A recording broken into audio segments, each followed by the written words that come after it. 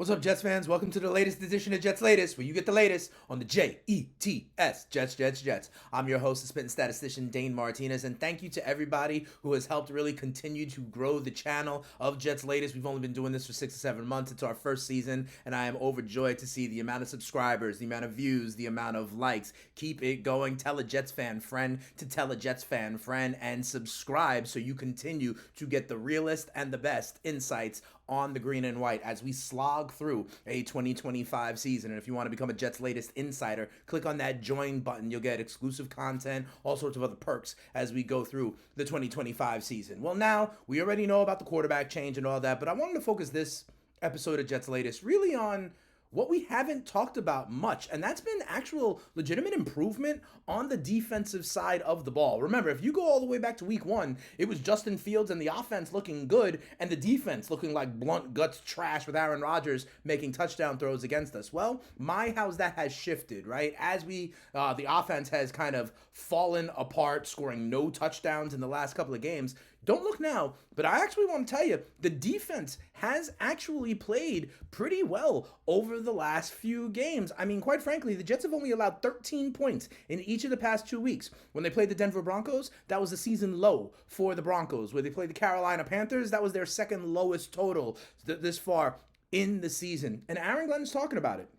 And that it kind of makes sense as we move along and get more experience and reps in a new system. He goes, anytime you have a different scheme, you wish everything would just work perfectly right off the bat. But as these guys continue to play together, as they continue to understand the scheme that Wilks is putting in, I think these guys are getting a lot more confident in what they're doing and what their job is. And I think that's actually, it makes sense if you want to know the truth. There was so much hate on Steve Wilks early on, right, that he needed to be fired a month into the season. I will continue to preach patience here on Jets Latest. Because think about it also, Jermaine Johnson coming back was important. The acquisition of Brownlee, who I think has looked good, is important, right? And this is now all without Quincy Williams, but I think he is correct. It is a new scheme, and people are, learning it, getting more reps, getting more confident, and letting kind of the natural ability take over. And when we talk about natural ability, can we just once again shout out Quinnen Williams, who is having another great season. He is, by PFF, the best run defender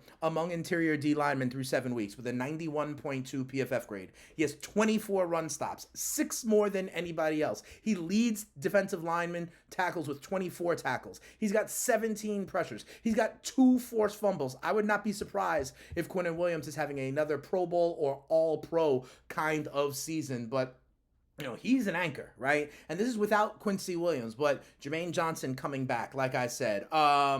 Brownlee, that acquisition has been good. Juwan Briggs and Harrison Phillips as acquisitions have been good. I think inserting Malachi Moore into the starting lineup has been a good move over Adams. And quite frankly, guys, who were here at the beginning of the season have started to play better, and that's more evidence of, kind of time in the system. Guys like Jamian Sherwood have played better, and guys like Brandon Stevens as well, who was, in the beginning of the year, the first couple of weeks, looked at as a liability. Don't look now, but Brandon Stevens has been good recently, okay? He's allowed only 2 catches for 27 yards in week 7. He had 2 pass breakups. He is now PFF grades of 76 or better 3 of the last 4 weeks. And that level, he only had once in his entire career before this year, right? So literally 3 of his last 4 games have been 3 of his best 4 games of his career in terms of pass coverage. He's also been good against the run, okay? Like it says here, among 68 quarterbacks with at least 250 snaps, he is second with 15 run stops, third with a tackling grade of 79 as per PFF, and 6th with a low missed tackle rate of just above 5%. We got Jarvis Brownlee. He is also a good run stopper from the cornerback position. So I actually believe the secondary is getting better. We saw Azareye'h Thomas with a couple of good plays in for Sauce Gardner when Sauce was evaluated for the concussion. He might be getting an extended look not only this week against the Cincinnati Bengals, but as we move along through the season. And listen, you still got Sauce Gardner, for goodness sakes. This is more than just Sauce. And like I said on yesterday's episode of Jets Latest, the hate on Sauce needs to stop. He is PFF's #1 rated cornerback. People aren't even throwing him the ball. People wanted to make talk a lot about J.C. Horn and his 2 picks. Well, guess what?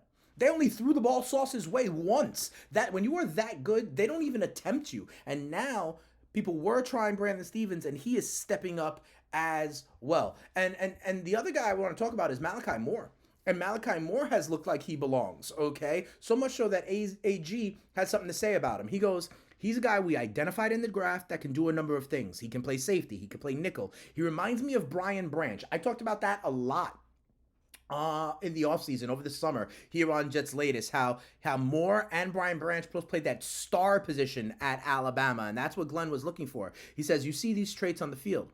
You see the play that he made earlier on the deep ball. That was a critical play for us. He has the ability to do that, so I'm proud of where he's at, and he is an ascending player for us. I think that is really important. And listen, we are finding these young guys, making the acquisitions when need be. You know, having Jermaine Johnson and Will McDonald back finally, finding guys like Juwan Briggs and Phillips to anchor at the line level with a Quinnen Williams, at the secondary level, finding an AZ Thomas, acquiring a guy like Brownlee, finding a guy like Malachi Moore to add to a Sauce Gardner, developing a Brandon Stevens. And it doesn't stop there. We're doing the same thing, honestly, at the linebacker level. I think Jamian Sherwood, who is a guy who, you know, has been good for this team over the last couple of weeks, is an example of someone who is getting better this year with time in the system. Jamian Sherwood had 10 tackles, 2 quarterback hits, and a sack against the Panthers last week.